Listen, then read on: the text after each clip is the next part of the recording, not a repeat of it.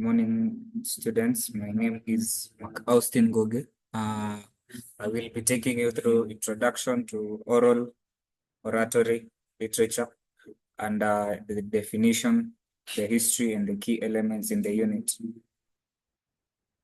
Oratory literature refers to spoken or performed literature meant to be delivered in front of an audience and includes speeches, storytelling, and spoken word like poetry.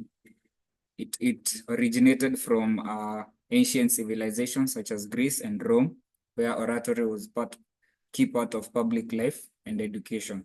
Notable figures including Cicero and Demosthenes. In the medieval to Renaissance period, we had oratory literature flourishing in the church, also court settings, which sermons and political speeches were very prominent at the time. In the modern era, the 19th and the 20th centuries, we have seen the rise of influencers like Winston Churchill, Abraham Lincoln, Martin Luther King, Maya Angelou, among others, as great orators in the modern world. Have the key elements and types of what we have in oral literature. Have the speeches, which are formal addresses given to an audience, often structured with a clear introduction, body, and conclusion. This includes political speeches, motivational speeches, and ceremonial speeches. Another element, we have storytelling, the art of conveying stories through oral narration, which involves the use of voice gestures and expression to engage the audience. Spoken word poetry, which is very common among our age group, which is a form of performance poetry that focuses on the aesthetics of wordplay, intonation, and voice inflection. It often addresses the contemporary issues and personal experiences. Next to analyzing oratory literature, we have the techniques for listening and analysis. We have active listening, where we have the listener paying close attention to the speaker's words, tone, and body language.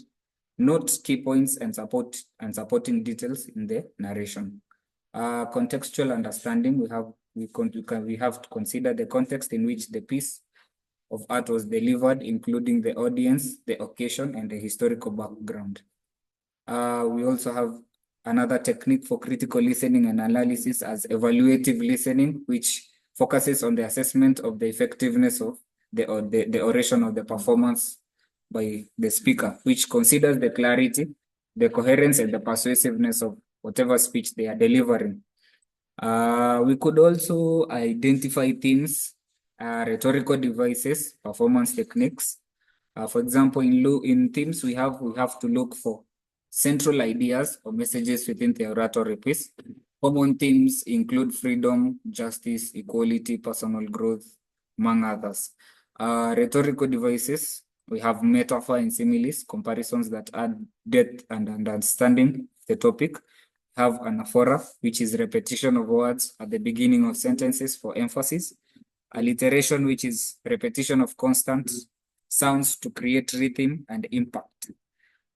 Ethos, pathos, logos appeals to credibility, emotion, and logic to persuade the audience.